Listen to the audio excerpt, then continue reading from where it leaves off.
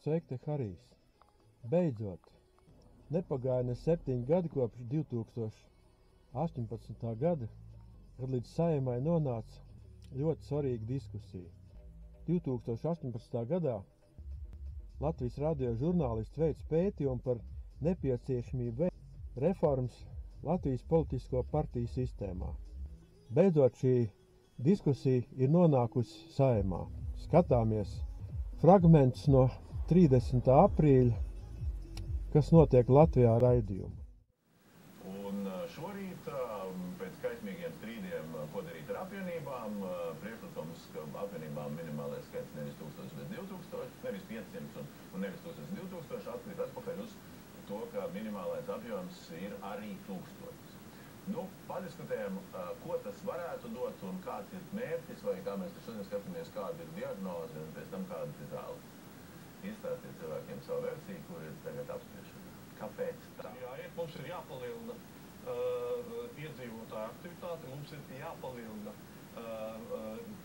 partijas biedru skaits, jābūt pienesumam gan intelektuālam, gan arī pārstāvniecībai no teritorijām, un tas noteikti stiprinās šo te valsts pārvaldes uzticības elementu.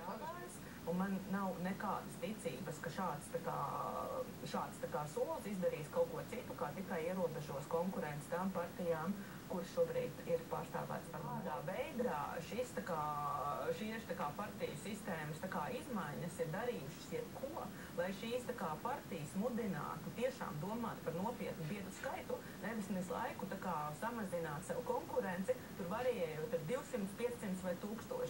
Tas, par ko būtu nopietni jādomā, kādā veidā motivēt partijas, uzraut to biedru skaitu stipri uz 2000. Vai ir ātrais, labais, pareizais, vienīgais risinājums? Tas, kas tika piedāvāts kontekstā ar valsts finansējumu, ka daļu valsts finansējumu piesaistīt tam, kā partijai iet ar biedru skaitu palielināšanu. Tieši tas elements, tad, kad partijas desmitkāršoja savu finansējumu, tieši šis moments tika izviests ārā, partijām iedodot tādu pašu valsts finansējumu kā Lietuvā un Igaunijā, varbūt pat lielāku, neskatoties uz to, ka tur tās vidējais partijas biedru skaits ir daudz lielāks nekā Latvijā. To nekāda nerisina 500 pārvēršana par 1000.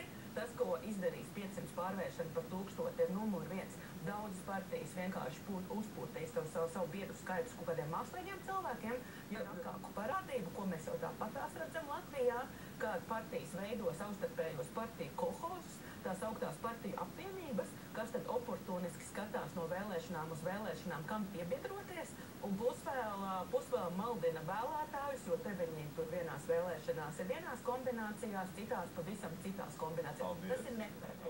Divas sadaļas. Puses, kāpēc negrib iesaisties tādēļ, ka pat partijas, protams, nedara pašu savu darbu līdz galam. Otrs tādēļ, ka arī sabiedrība un arī daļa mēdī, protams, ir demonizējuši būšanu partijā. Un ja kur pat ierins biedri ir.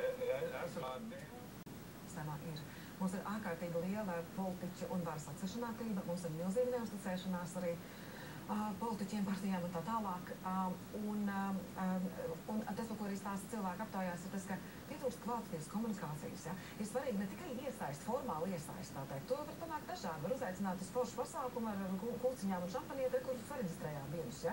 Bet tas, kad ir reāli kvalitatīva iesaiste visas partijas plašumā, kad ir kvalitatīva komunikācija starpvēlēšanu periodā. Iekšējā demokrātija. Tas, ka, teiksim, arī diasporas gadījumā.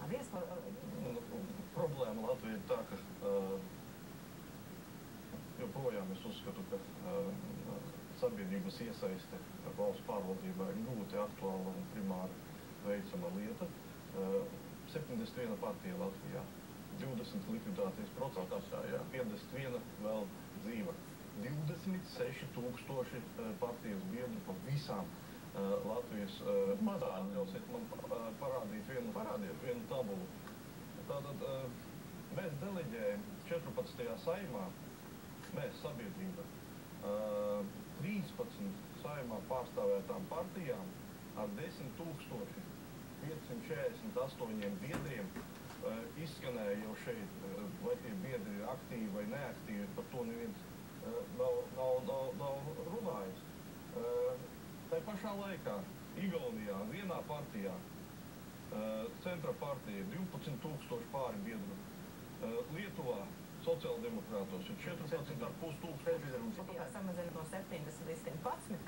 Igaunijā ar ko sākt? Nu, tā sakot, sāciet ar to, ka līdzīgi kā Igaunijā ļaujiet nedibināt tās partijas, lai varētu startēt vēlēšanās. Vienkārši nav vajadzība Igaunijā nodibināt partiju, lai startētu vēlēšanās. Šā vai tā partijām ir milzīgas priekšrocības ar valsts finansējumu un organizatorisko resursu, bet nav jāveido tie pseido veidojumi ar tām mazajām pašvaldībām tikai, lai piedalītos vēlēšanās. Jūs jau dabūnat nos ļoti daudz. Bet ir taisiet vēlētāju apvienības. Jā, kas nav tā kā partija, vai arī tiešām pat individuālai. Un otrs ieteikums, līdzīgi kā Igaunija, viņi nesaprot, kas ir partija apvienības. Mums ne tikai ir šitādi monstrozi veidojumi kā partija apvienības, viņiem vēl ir juridiskā personība klāt, kas nozīmē, lai viņas likvidētu vai pārveidotu, tur vēl procesam ir jābūt. Igaunijā nekas tāds nav. Tev ir partija, viņai ir skaidra identitāte, viņai ir izvērsta programma, nevis tā kā tās sīkumi, kas mums tā kā parādās uz vēlēšanām. Viņai ir atbildība, viņai ir darbs ar biedriem. Lūk, ja jūs tā kā šitās te divas lietas tā kā savedīsiet kārtībā, mums tas partijas skaits, es domāju, reāli pietuvosies Igaunijai. Uzskatu, ka šī ir viena no nozīmīgākajām diskusijām, kas pēdējā laikā notikusi politiskajā vidē. Jo politisko partiju reforma ir ārkārtīgi svarīgs jautājums, kas nepieciešams, lai mūsu valsts varētu normāli attīstīties. Cerēsim, ka deputātam pietiks izturības un pacietības virzīt šo jautājumu tālāk un panākt, ka diskusija neapsīkst, jo pretestība būs milzīgi liela. Esošiem politiķiem pašreizējā sistēma ir ļoti izdevīga, un tāpēc neviens īpaši nevēlās neko mainīt.